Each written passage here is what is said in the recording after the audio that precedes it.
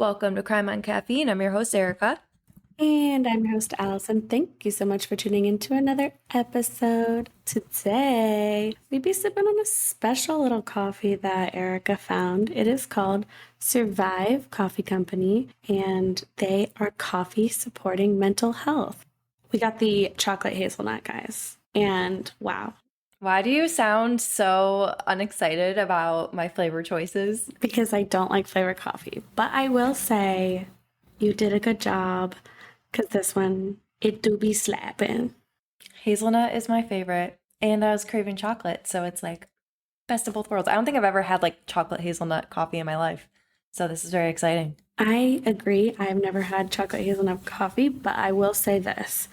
I love Nutella, and that is what it reminds me of. Oh my gosh, I'm so stupid. I didn't even like put that together. Yeah, chocolate hazelnut, duh.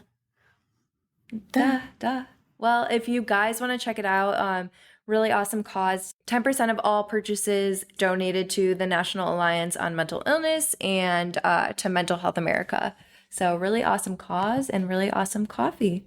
Yeah, I really like this. I think I'm gonna have a few cups today. We also just wanted to say thank you so much for 8,000 downloads. This is so crazy, guys. I know. We've only been doing this for like 6 months. I feel like next episode we're going to be at 10,000. That's so crazy. I know. That's weird to think about, but also like super cool. And we love you guys. And this is crazy. And did we tell you guys that our podcast has been downloaded in every single continent? Every single continent. Yeah, we're on every continent now. So thank you to all of our American listeners. Thank you to all of our our world listeners. We worldwide. Yeah, worldwide. And we want to do more cases from other countries because I feel like we don't know that many. I know we did Australia before, but to all of our listeners in other countries, other continents, give us some ideas because we really want to cater to you guys and, we want to be worldwide. Get a little diverse. Yeah. Yeah, we want to be worldwide. So Give us the tea, the international tea. I can't stop thinking in my head, Mr. Worldwide, Pitbull. Mr. 305. I just keep saying in my head, Dale. It's my favorite thing to say. I personally don't have any true crime updates. Do you have any true crime updates? Nah, we got nothing for you, but we do got something for you. And I don't even know what it is because, as you remember from the end of our last episode, Erica is shady and she didn't tell me what she was doing for the 80th time. You just have to. This is the new process. I do a case. I don't tell you what it is. I talk about it to you throughout the week, and you have no idea what I'm talking about. I texted her and I go, disappeared, blank and blank. Guess. She was like, "What the hell?" Yeah, like I would know exactly what you're talking about. No, I wasn't planning on doing this case ever until I stumbled upon it, and just cases that are connected. Oh, I need to know. So I thought you guys needed to know. I'm on a need-to-know basis. Today, we will be talking about the disappearances of Terrance Williams and Felipe Santos. Okay. Well, lucky for you, I would have never guessed this because I don't know much about it. So this is news to me. That's a very similar, I don't even know what I'm trying to say. Other people would have that same. Yes, but I think that this is a case that absolutely needs more attention because we need to figure out what the hell happened. So I'm here. We're going to drop some petitions to reopen some cases. Make sure you guys check those out, but let's get started. So Terrance Williams was born on January 17th, 1976 in Chattanooga, Tennessee. He was raised by his mother, Marcia Williams. I am hoping that's how you pronounce it. I know you can pronounce it multiple ways. That's what we're going to say today. His father left when he was just a toddler. According to Disappeared, in 1995, Williams was arrested and found guilty for robbery, and he was sentenced to about a year in prison along with probation. And then he got a DUI / driving with a revoked license, so he ended up spending 50 days in jail for that. He has 4 children, and he was like, you know what, I want to get my life together so I can give them money so that they can have a future, have some opportunities. He decided to move to East Naples, Florida. He wanted to be closer to his mother, who lived down there. Wow. Yeah, I know. I feel like Florida comes up in a lot of our cases. Yeah, well, I'm not shocked. Me either. But like I said, he wanted to move down there, get his act together, get a job, start paying child support. So he got a job at Pizza Hut in Bonita Springs. His license was still suspended from the DUI at this point. Like I said, he was hoping to make enough money so he'd be able to start paying child support. He still owed $5,000 in back pay, and he had a hearing for this issue, and that was set for January 14th, 2004. So around midnight on January 11th, 2004, Terrance wanted to go to a party at one of his coworkers' houses. Obviously, he can't drive. So he asked his roommate if his roommate wanted to go. He said no. So Terrance was like, okay, well, I really want to go. So instead of just like asking his roommate to drop him off, Terrance took his brand new car, which was a Cadillac, and he drove himself, even though license was suspended and registration was invalid. So at the party, they drank, had a good time.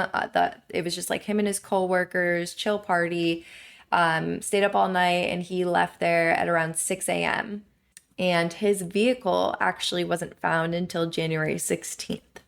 So between 9 and 10 a.m., Williams was pulled over near Naples Memorial Cemetery by Stephen Calkins, who was a deputy at the Collier County Sheriff's Department. Calkins ran the VIN number of Williams' Cadillac, and he saw that the plates were expired and that he didn't have a license or insurance. So he then patted him down, put him in the back of the car. He was not handcuffed or anything. He asked the cemetery employees if he could just like leave Terrance's Cadillac there for now, and they said yes. So he left with Terrance in the back seat, and the cemetery employees said that he returned somewhere between 15 and 45 minutes later to move the car from where it was parked at the cemetery to the side of the road. And then he just left the keys to the vehicle on the ground. And Terrance was not with him. So when Terrance didn't return home the next day, his roommate became concerned and he contacted Terrance's mom, who then filed a missing persons report with the CCSO. And they asked to speak with Calkins several times. So after Terrance's mother went to investigate the cemetery where his car was towed from, she was able to find the name of the officer who'd last seen him, and she reported it to the CCSO.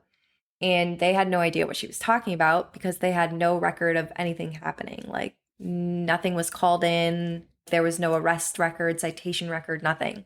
He told dispatch that he didn't even remember what happened. And this was his story to investigators. He said that instead of arresting him or giving him a citation, he actually dropped Williams off at a nearby Circle K. He said that was where Williams claimed to have worked, and he explained his reasoning for returning to the cemetery for Williams' vehicle was because he said that Williams said that he had a valid registration in the glove compartment, so Calkins was just going back to retrieve that. He said that when he went back to check, this wasn't true and that Terrance had deceived him. So he called Circle K because, he thought Terrance worked there, and asked to speak with him. And he said that the clerk told him he wasn't there and didn't work there. So Calkins said that after this, he called in the plates reporting that they were expired, but there was no evidence of this, like I said. So he really never called them in. There's also no evidence of him ever even calling Circle K. What? Right? Isn't that sketch? Super sus. I don't like that at all. When witnesses and employees at the Circle K were interviewed, they said they never saw any of this happening and that they definitely would have remembered if a cop showed up and just dropped someone off. There was also no record of either of them ever appearing on any surveillance footage in the area. So it's not looking good for Mr. Calkins yet. Sure isn't. After Calkins left Williams' vehicle on the side of the road near the cemetery, he called dispatch and just told them that it was an abandoned vehicle. Later, he told dispatch that he had no recollection of having any cars towed that day. So after all of this mess, Terrance's mother filed a complaint against him on January 28, 2004. He is getting his stories all twisted because he's saying He didn't report this. He did report this. He didn't report this. They have no record of anything anywhere between the sheriff's office and Circle K and the cemetery. He was trying to say that he didn't know the guy's first and last name too, but you ran his plates. So clearly you did know his first and last name. So I want to talk about him for a second. He had been working for CCSO ever since 1987, and he was described as a decorated veteran, great worker, amazing guy. They said that he gave CPR to someone who was suffering from cardiac arrest one time and saved their life, and that one time he lifted a vehicle off of a man to save him from suffocation. Like, this guy was a freaking hero, God complex, whatever. So he has a wife and 3 children. And yeah, he'd been working there for, at this point, like 17 years. That was very quick math, and it might have been wrong. I was just about to say, geez, mathematish. If it was, I'm sure someone would let us know, but they're going to be like, actually, it was 16.4567. 1 star. So when he told the sheriff's office that he had no idea what this woman was talking about, that he had never pulled anyone over, never had a vehicle towed, he wasn't worried because he knew with his impeccable past as a deputy that they would believe him. In fact, he recently had just gone through a very similar investigation in which he had been cleared just a few days prior to this incident. So 3 months before this, a man named Felipe Santos went missing, and Calkins was the last one seen with him as well. You know what? I don't like the way this is sounding. So let's talk about Felipe. Is somebody drag racing in Chicago right now? Sister, that is a sound that never ends. I don't know where these cars are finding the room to be driving that fast and that loud down the road, but they are always doing it, and I don't understand how, because there are people in cars everywhere in Chicago. Someone was straight up just drag racing down your road. It literally happens nonstop. I can't. Nonstop. Anyway, don't understand. Tell me about Felipe, please. Yes. So he was born on January 1st, 1979 in Oaxaca, Mexico. He was the second oldest of 5 boys. In 2000, he moved to the United States and he began working in Florida as an undocumented immigrant on farms and construction sites. He was doing this because he wanted to provide for his family, and he was sending the majority of the money that he was making back to them, like his immediate family, like his parents, brothers, to his wife and their daughter. Oh. So on the morning of October 14th, 2003, he did not feel well. His wife said that he should stay home if he was sick, but Felipe, like I said, he's such a hard worker. He was not about to miss a day of work, so he went anyway. That would not happen in today. In today. Heck no. Not in today. In today's world. That's what I meant. I have, like, my brain. I feel like this coffee is definitely waking me up, but, like, the circuits, they're not connecting yet. So, yeah, like I said, he went to work anyway. He was not about to miss a day of work, and he drove with 2 of his brothers to a construction site. They worked there too, and on the way there, they ended up colliding with another vehicle near a shopping center in North Naples. So he and the other driver just pulled into the parking lot of the shopping center, and they just started to exchange information. Deputy Calkins was dispatched to the scene of the accident. I don't like it. No, and just remember, this is just a few months before the incident with Terrance. So this happened in October of 2003. Terrance's incident happened at the beginning of January. Okay. So just a few months. So Deputy Calkins issued citations for reckless driving and driving without a license or insurance. Felipe was then put into the back of Calkins' patrol car and never seen again. What? Yeah. What the hell, man? Yep. So later that day, Felipe's brothers called the jail to post his bail because, Calkins put him in the back of the car. Right. They assumed he just went to jail. And they were told that he was never booked. Shut up. Mm-hmm. So they were like, what the hell? Yeah. Mm-mm. When he was asked where Felipe was, Calkins said that he was being very polite and cooperative, so he just let him go. No. He said, well, listen to this. Coincidentally, he said that he dropped Felipe off at a nearby Circle K. Shut up. Mm-hmm. You're fucking with me right now. Nope. So the brothers filed a complaint against him, which launched an investigation. But like I said before, he was quickly cleared just days before the incident with Terrance Williams. There's something about these cases where people are getting cleared days before certain items are happening, and it's making me pissed off. Yeah, because imagine if he wasn't and he'd been fired. I feel like if you are under investigation, though, why are you still on duty? I feel like there should be like a pause. You get a little vacay or something. There should be more than a pause. Because this could have saved a man's life. Yeah. Allegedly saved a man's life. Allegedly, it happened in my head. So fast forward after the disappearance of Terrance Williams. Calkins is overheard talking to dispatch, making racist remarks, suspected to have been talking about Terrance Williams. He was telling them about what he referred to as a homie Cadillac blocking the road, although he said that he moved the vehicle to the side of the road himself. So there you go with your conflicting stories. Yeah.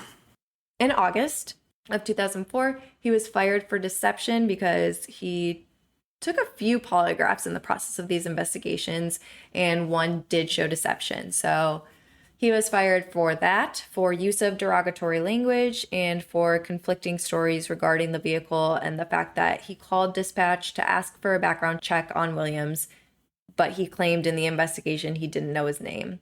Also for being negligent and not following procedure. He tried to appeal this, but it was dismissed. Thank God. Thank God. To this day, Calkins remains his innocence, and no evidence has ever been found linking him to either disappearance, nor has any evidence been found pointing to what might have happened to these two men.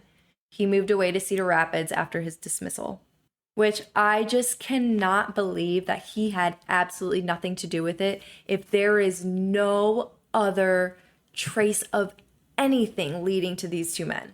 There is absolutely nothing. I'm not freaking buying it, honestly. So on August 30th, 2018, Terrance's mother, with the help of Tyler Perry, yes, Tyler Perry, filed a wrongful death lawsuit against Calkins. The court said that there was not... Tyler Perry? Yes, the Tyler Perry. He advocated very, very hard for these cases. Okay, cool. Yeah. He put up a $100,000 reward for any information. He ended up doubling it to $200,000. Oh my God, amazing. So amazing. Unfortunately, the court said that there was not enough evidence to show that Calkins had anything to do with Williams' death, nor was there enough evidence to even show that he was dead in the first place. Although it definitely painted Calkins in a bad light, the evidence was circumstantial at best, which, I mean, they were trying to say that it was a wrongful death lawsuit and you don't have a body. You're not going to have a case. Yeah. Which is so unfortunate. Under Florida law, Felipe is actually presumed dead. If you do have any information regarding the disappearances, please contact the Collier County Sheriff's Office at 800-780-8477 or Crime Stoppers at 1-800-780-TIPS. Or you can email a tip or call the Q Center 24-hour tip line at 910-232-1687. Now, obviously, with our disappearances, missing persons cases, it's kind of hard to build a profile. So, I always like to talk about some theories, and then I like to go into some research. Mm-hmm. So, let's talk about theories. Let's do it. The first one would be that Calkins had nothing to do with their disappearances, and he was telling the absolute truth. So then what happened to the men? Well, you have to think that both men were wanted in this case, and they wanted to avoid arrest. They got really lucky with Calkins because he let them go. So people are assuming maybe Felipe fled back to Mexico and Terrance was just in hiding. I have a problem with this theory because I just think it's naive. I don't believe that Terrance has just been hiding for the past, 17 years, whatever. And the fact that he has 4 children and he took this huge step, moved to Florida because he wanted to provide for them. You think he's just going to go all this time without providing for his children? Like, what would he be doing? Yeah. I don't buy that. That makes no sense whatsoever. Other theory, he just straight up murdered them, which he's a police officer. He knows, I'm assuming that he would know how to get away with this type of thing. I am assuming the same thing that you are assuming, And I think I agree with this theory probably the most. There is another theory that I think could be possible as well. Either way, I think that Calkins is connected, had something to do with the disappearances, whether he murdered them, or another theory is that he left them somewhere for them to succumb to the elements, which I do want to talk about an instance of this happening. What was known as the Saskatoon freezing deaths, which is when this is like Canada. So when Saskatoon police in the early 2000s would arrest Indigenous, mostly men, for drunkenness, disorderly conduct, sometimes for no reason at all. And they would drive them to the edge of the city in the dead of night, dead of winter. They would take their clothes and just abandon them. What? And so they would like freeze to death. This is a real thing? So this was a practice. Yes, it was a practice referred to as Starlight Tours, and this dated all the way back to 1976. None of the officers involved in this have been convicted of these deaths, although they have been convicted of related offenses. So this obviously does happen. Police do this. That makes me mad. Possible. If he didn't murder them, maybe he did this because he didn't want to say he murdered them. He just left them to die, you know? Either way, like what the hell? I know. So messed up. And I mean, the fact that they, you know, they did this just to Indigenous men, sometimes women, and sometimes for no reason at all. Clearly, this is like a racist, an act of racism. 100%. So people are also thinking that these two men might not be the only victims of Stephen Calkins if it is true that he had something to do with their disappearances. So I was going through web sleuths and people were looking into another case very similar, same exact sheriff's office like Collier County. It's a black man. I think this was in the late 90s. Pretty much same exact situation happened.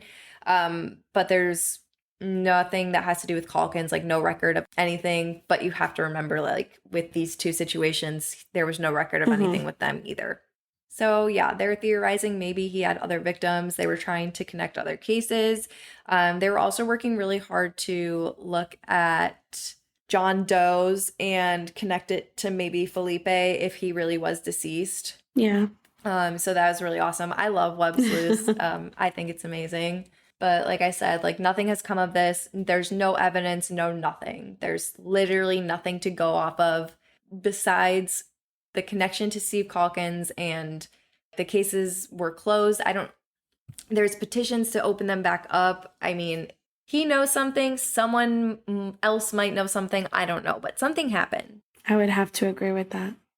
And it's like, I don't know if they ever did any type of search. I didn't read about any formal type of search, but like in the radius, you have to be able to find some type of radius between the cemetery and that Circle K that he was talking about and search somewhere in there for bodies, somewhere around there.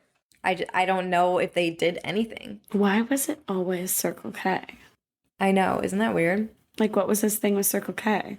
I'm trying to think to myself, too. Something had to be done to the bodies in order for them to... Like, people find bones. You know what I'm trying to say? I know. Like, what happened to the bodies? But like, think if something is buried, like, and no one's looking, it's not going to be found. You know, I never thought about burying. And we have to remember, he's a police officer. He's going to think of things that we can't think of. Yeah. He's going to have methods that we don't. Yeah. Damn him. So very, very unfortunate. And I mean, it is upsetting. I feel like in the last 2 years, we have seen a lot of situations that do involve police and injustice and just kind of the system working to benefit them. It's very hard for them to get a conviction. When it comes to civil suits, it is almost impossible. Sure. I just want to talk about some of the history of policing and some reform. I know I've brought up the statistic, but in 2020, more than 540,000 people went reported missing. So remember that these are just the people that are reporting. And a lot of unreported missing people are going to be minorities. 37% of those were people of color. Very annoying, but Hispanics are included with white in terms of race, so I cannot give you an accurate percentage of Hispanics when it comes to this data. That's not correct. Isn't that so strange? And it's been that way for at least a few years. It's so infuriating because I was trying to get some numbers from any year in the last like 5 years and I couldn't because it's always grouped together. Okay. So I did find that in 2019, they made up 12% of missing people. But at this time, Hispanics only made up 18% of the US population. So that is huge. That's huge. Yeah. But this is nothing new. Some people think that racism in policing is a more recent issue just because it's been spoken about so much more in the last 2 years. But the truth is, the police system is a system that was built on systemic racism. The difference is that people are finally speaking out against it. Much of law enforcement history was built on enforcing laws that were made to control the slaves, Black people. Some of the first police units were slave patrols, which were vigilantes who captured people who had escaped from slavery. After the slaves were freed, police units continued to participate in and enforce lynchings of Black people and enforce the Jim Crow laws, which were rules that were created to enforce segregation and prevent Black people from gaining economic independence, taking public transportation, voting, having access to proper housing and schooling, and even being able to get married. Then into the 90s, with the war on drugs, broken windows, and zero tolerance policies of policing, these were ultimately used to target Black and low income communities and led to the disproportionate use of search tactics, so like stop and frisk. During these times, spend on police was so high that it hurt other programs, including social and health services, which put more pressure on police to do things that they didn't know how to do. So I know we talk all the time about how police are being called to things that mental health professionals could handle, and there's a lot more of this happening today. But, you know, before this was a thing, they were being looked at to provide all of these services and do things that were way above their pay grade. So they were essentially the only public resources, but they obviously weren't trained to do all of those things. Like, you cannot learn to be 8 different professions. They were police officers. Their job was to protect and serve and, And protect and serve. yeah. This is why in recent years, like I said, there has been a movement to take excess funds from the police and reallocate them to other community programs that can help in ways that police cannot. For example, mental health programs.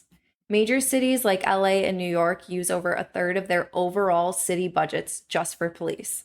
They're trying to reduce budgets by less than 1%, supposedly moving in the right direction.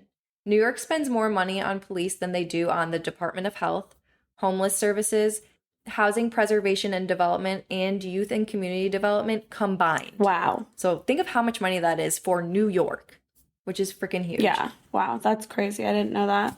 While public safety should always be given an adequate amount of spend, it's too much. And money is being taken away from other programs that could be used to prevent crime, such as programs and agencies that can provide affordable housing and programs to help at-risk youth or people with substance abuse problems. If we have the money for programs that keep people out of situations that they may commit crimes in, we don't need to be giving police this much money and this much power. They aren't supposed to be looked at as mental health professionals or just health professionals in general. They would be able to focus their efforts on criminal calls. So this issue is slowly improving around the US. In the last year, many cities have made the change to redirect millions from school and city police to other programs, mainly mental health programs. A study of police shootings in 2016 showed that over a quarter of victims in these cases were displaying signs of mental illness and a need for medical or psychological care. In cases where the victim is alive, they almost always end up in a cell rather than a treatment center. And the same is very similar for the homeless. Police encounters with homeless almost always end in arrest or citations. According to a psychiatric services study by Lawrence Roy, of homeless people with mental health conditions, anywhere from 62 to 90% of them will be arrested. They might end up in jail, not in treatment or housing, and thus begins the cycle of incarceration that doesn't benefit either party. Instead of continuing this broken cycle, We can use mental health professionals and community housing services to alleviate these issues and keep more homeless people off the streets. Yes, we can. For non-criminal issues involving mental health providers and EMTs are called to handle things such as dispute resolutions, homelessness, intoxication, substance abuse, and disorientation. At the end of the day, police cannot be trained to be as efficient and knowledgeable as possible about every single issue that may lead to criminal activity. Redirecting money from police departments to mental health, homelessness, drug and alcohol rehabilitation, and community outreach services would not only reduce the number of confrontations involving police, but lead to significantly better outcomes for individuals and communities and deliver better value for money. So this model has shown success in over 20 cities where it's been implemented so far. Denver started the STAR program, which stands for Support Team Assistance Response, in June of last year. They saw very promising results after just 6 months of the program, which aimed to provide a very person-centric mobile crisis response, they said, to community members who are experiencing problems related to mental health, poverty, homelessness, or substance abuse issues. So over the first 6 months, Denver received more than 2,500 emergency calls that fell into their program's category, and the STAR team was able to respond to 748 of those calls. Wow. No calls required the assistance of police, and no one was arrested. Approximately 68% of people contacted were experiencing homelessness, and there were mental health concerns in 61% of the cases. They saw a reduction in the need for police as well, leaving them more hands to respond to criminal complaints. That is badass. Yeah, so there's a huge misconception when it comes to the phrase defunding the police. It makes it sound like people just want to get rid of the police and take away all their money. Yeah. But if we take some of the huge, ridiculous spend and put it in these programs, they're going to be able to respond more to these criminal calls. They're going to have more time on their hands, and there's going to be more officers available. So really, we're helping. The Denver STAR program is modeled after Eugene, Oregon's Cahoots program, a community policing initiative that was launched all the way back in 1989. So they've been doing this for over 20 years. Wow. In 2019, they responded to about 20% of 911 calls. Cahoots says the program saves the city about $8.5 million in public safety costs every year, plus another $14 million in ambulance trips and ER costs. So that's another big thing, is not only are you saving time and resources, but you're saving all of this money as well. That's awesome. It is important to note here that there is no one-size-fits-all solution for every city, because every city is going to see different levels of these pertinent issues, which will ultimately dictate where the money goes. Mm-hmm.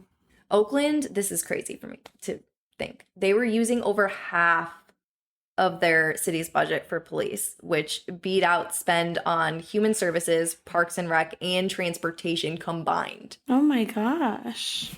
So crazy. But this year, the city voted to reallocate over $18 million from police to fund violence protection programs and other social services, including a program called MACRO, which is the Mobile Assistance Community Responders of Oakland, a non-police program that provides assistance in mental health crises. It will also contribute to affordable housing programs and improve more than 100 temporary housing units. A community intervention specialist, emergency medical technician, and case manager would respond to nonviolent crisis calls rather than a police officer. This would simultaneously free police to respond to violent crimes, says Vice Mayor Rebecca Kaplan at the September launch of the program. So they decided at the beginning of the year, and then finally in the middle of September, they were ready to launch. That's awesome. Austin PD cut its budget by about a third, reallocating about $153 million to emergency medical services for COVID, community medics, mental health first responders, services for homeless people, substance abuse programs, food access, workforce development, abortion services, victim support, parks, and more. Wow. $153 million was being used for police, which was only a third, and then was moved to benefit all of those programs. That is insane. That is wild. I can't even believe that. Another cool thing that they're doing is they're using funds to buy 2 hotels to help house the homeless. Aw, that's nice. Yeah. Councilman Gregorio says that for decades, Austin has spent so many dollars policing homelessness, jailing the homeless, and paying for emergency rooms and 911 calls instead of reinvesting those same dollars to finally start reducing homelessness. So he was one of the council members who pushed for the reallocation of those funds. He said that by adjusting the police budget even just a little bit, we're able to house and help hundreds of people with these 2 hotels. And I hope we'll be able to buy more. I agree. They started redirecting 911 calls to mental health professionals as well. And they also took some of those reallocated funds to benefit victims who'd been neglected and mistreated by law enforcement, which I thought was awesome. Yeah, that's cool.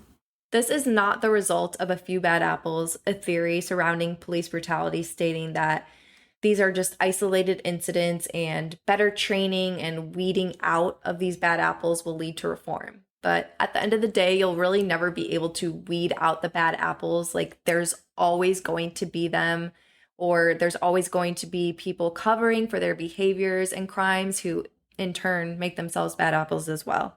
This is just the result of a system that was historically built on systemic racism, and the system itself needs to change, and a new one needs to be built in its place with its roots planted in putting the community's needs first for people of all ethnicities, sexual orientations, socioeconomic status, whatever. I don't care what it is, but it needs to benefit everyone. John Oliver says this perfectly himself. If you're not directly impacted by it, it's tempting to look for a reason to feel better about the world, to look at a picture of cops kneeling and think, oh, well, we just need more of that. But we need so much more of that, because ours is a firmly entrenched system in which the roots of white supremacy run deep, and it is critical that we all grab a fucking shovel. Yeah, let's all grab fucking shovels. I love that, but just something I wanted to touch on. You know. You sure went in. You touched on it. I did go in there. You didn't touch. You grabbed that. I grabbed that fucking shovel. You grabbed the fucking shovel. No, that was all really good information. A lot of that I really did. I had no idea. And honestly, I'm so much more smarter now. But see, that's the thing. I feel like a lot of people don't really understand what these changes are and like how they benefit everyone, including the police. And a lot of these cities say that it has to be a symbiotic relationship between these programs and the police because they need to work together or it's not going to work. And by working together, they are benefiting each other, which is so true. Yeah. Like, we don't want to get rid of the police. We just want to create a system that works to benefit everyone involved. Yeah, we're not going to get rid of the police, you freaks. We need them. But I just wanted to talk about it because I feel like it's misconstrued, misconceived, whatever. Some people might not know or understand the reality of it or even where police even came from. So yeah, but once our website is updated, we'll have a bunch of resources on there for you guys to look at. We'll have some petitions for you to sign to reopen these cases, to divert these police funds to community programs. And if you guys have any questions or comments or anything, I don't know why I just said that. No, just let us know. If they got questions, we can answer them. Yeah, we can answer them. And if you're, on the website, you might as well submit a case, buy us a coffee, whatever you feel like doing on that website, just do it. Yeah. If you are outside of the US and you're on our website and you don't submit a case, I'm going to be very upset. I mean, she'll never know that you did not do that, but we will, in theory. I will. I'm tracking you. No, you're not. Please don't be scared of Erica. She's had one too many cups of coffee. We forgive her. We've all been there. I know it sounds like I go rogue every single week, but I do have a working list. Okay? I do have a list, and I will do cases on this list. I have a Chicago one I want to do. I have a female criminal I want to do. Love that. Nate came up with a great way to spin it research-wise for me. Ooh. But I'm trying to add some other countries in here, so let us know. You know what? I've decided. My next case? What? Not a U.S. case. Next week? Just throw a pin on a map and wherever it lands, that's where it's going to be. No, but for real, I am going to throw out the case that I'm not throwing it out. I'm putting it on the back burner. She's just going on the back burner. I am going to change it up and I'm going to do a case that's not in the US for you guys, for the continent. Do it for the continents. And also the Swedish for them. Yeah, the Swedes are up there. They're like one of our top groups of listeners. Got US, Australia, UK, and then I think it's Sweden. Yeah. Fun fact, when I was at camp growing up, we each had to pick a country, almost like an Olympics. And I picked Sweden. If you guys do want to submit a case, you can go directly to our website, crimeoncaffeine.com, scroll down to the bottom and submit a case there. You can also just go ahead and DM us on Instagram or Twitter at crimeoncaffeine. We've got a Facebook too if you want to shoot us a Facebook message. I don't know if people still do that.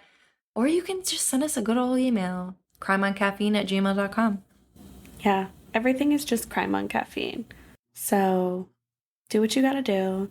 Thank you guys so much for your continued support. As we said in the beginning of the podcast episode, we are just over the freaking moon with y'all. We just love it. Thank you so much. You guys are amazing. Your feedback is amazing. Your support is amazing. You are amazing. Wow. That was good. She's very nice right now. Thanks. Am I not normally very nice? No, you're always nice. I just said right now because that was very nice. Okay, cool. The thing you just said. Cool. Speaking of very nice, if you're feeling very nice and you want to buy us a coffee, you can check out the links in our Instagram bio and it's right there.